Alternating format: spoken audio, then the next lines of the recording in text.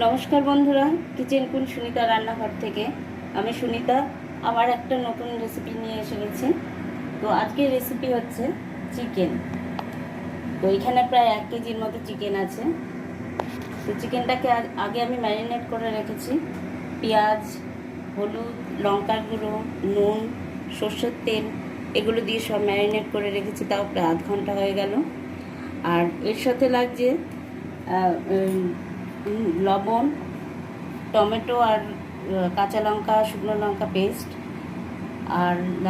আর আছে আদা বাটা, আর আছে রসুন বাটা, আর এখানে জিরে ধনে আর হলুদ একসাথে পেস্ট করা আছে, আর লাগবে তেল, আর লাগবে পেঁয়াজ কুচি, ধনে পাতা, আর গোটা গরম মশলা, আর একটা তেজপাতা, আর আছে এখানে আলু ভাজা, আলুটা আর আছে এখানে পেঁয়াজের বেরেস্তা করা আছে। এটা আমি সবার শেষে দেব। তো আলুটা না দিলে এই রেসিপিটা ভালো হয়, কিন্তু আমাদের বাড়িতে আলু ছাড়া কেউ খেতে চায় না, তাই আলু দিয়েই এটাকে আমি করব। তো কড়াতে তেল আমার গরমই আছে, আমি পেঁয়াজ ভেজেছি, আলু ভেজেছি, তার সাথে আমি একটুখানি সর্ষের তেলও দিয়ে দেবো।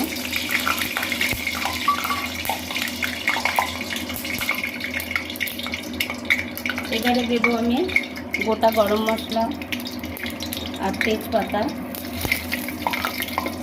আর দেবো কাঁচা পেঁয়াজ।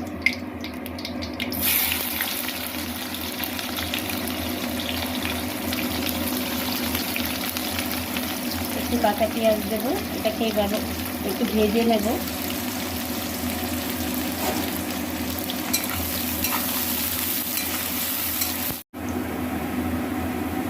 তো পেঁয়াজটা একটু ভাজা হয়ে গেছে, একটু লালচে ভাব রঙটা চেঞ্জ হয়ে গেছে।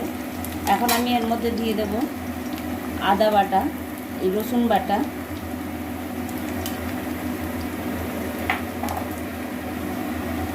আর দেব আদা বাটা,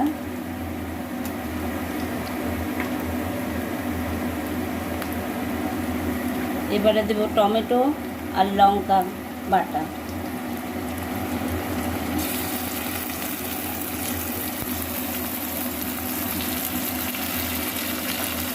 এগুলোকে এবার আমি ভালো করে কষাবো, কাঁচা গন্ধটা যেন না থাকে, সেইভাবেই আমি এগুলোকে কষাতে থাকবো। এখন আমি দিয়ে দেব জিরে ধনে আর হলুদের পেস্ট,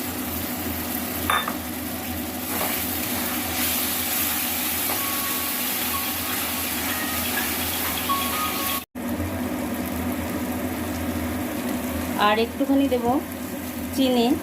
কষানোর সময় একটু চিনি দিলে রঙটা ভালো হয়। আমি শুকনো লঙ্কার গুঁড়োর মধ্যে দেবো না, যেহেতু লঙ্কা বাটা দেওয়া আছে, আর মাংসটা ম্যারিনেট করার সময় শুকনো লঙ্কা আমি দিয়েছি গুঁড়ো, সেই জন্য আর লঙ্কা দিয়ে দেবো না আমি। তো এখন আমি দিয়ে দেবো হলুদ।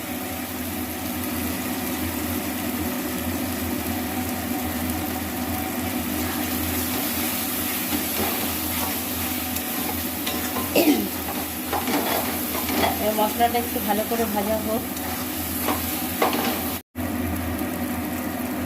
তো আর একটু রং আসার জন্য আমি দেব কাশ্মীরি লঙ্কার গুঁড়ো।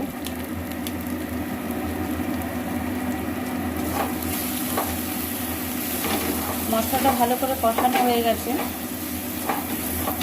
সামান্য একটু নুন দেব, কারণ ম্যারিনেট করার সময় নুন দিয়েছি আমি, তো অল্প একটু নুন দেব।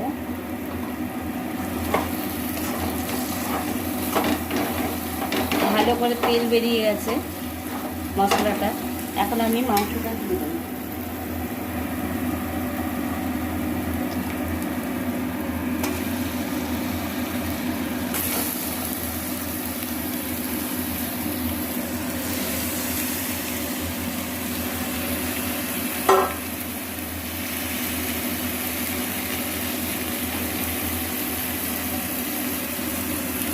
তো এবার আমি মাংসটা একটু কষাবো ভালো করে। মশলা কষানো হয়ে গেছে, এখন আমি মাংসটা একটু ভালো করে কষাবো। তো বন্ধুরা, মাংসটা কষানো হয়ে গেছে, খুব সুন্দরভাবে কষানো হয়ে গেছে। তো খুব ভালো কষানো হয়ে গেছে। এখন আমি দিয়ে দেবো ভাজা আলুটা।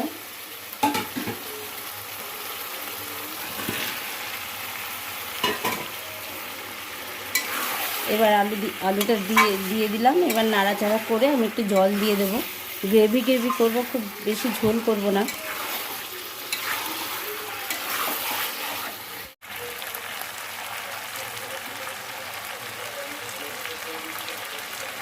তো এইবার আমি একটু জল দেব, খুব বেশি জল দেব না।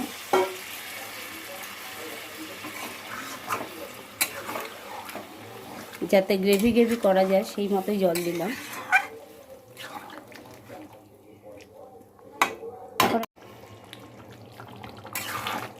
তো বন্ধুরা, মাংসটা প্রায় হয়েই গেছে। দেখুন, মাংসও সেদ্ধ হয়ে গেছে, আলুও সেদ্ধ হয়ে গেছে। তো এখন আমার সব কিছুই প্রায় হয়ে গেছে। এখন আমি দেব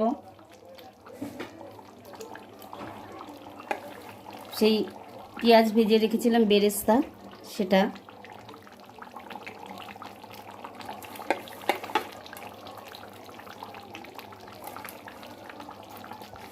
পেঁয়াজ বেরেস্তাটা দিয়ে দিলাম।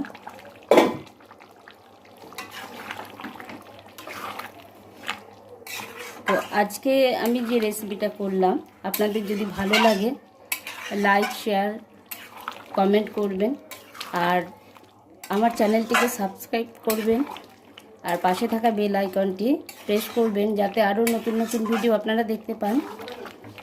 তো আজকে প্রায় শেষ। এখন আমি দেব ধনেপাতা।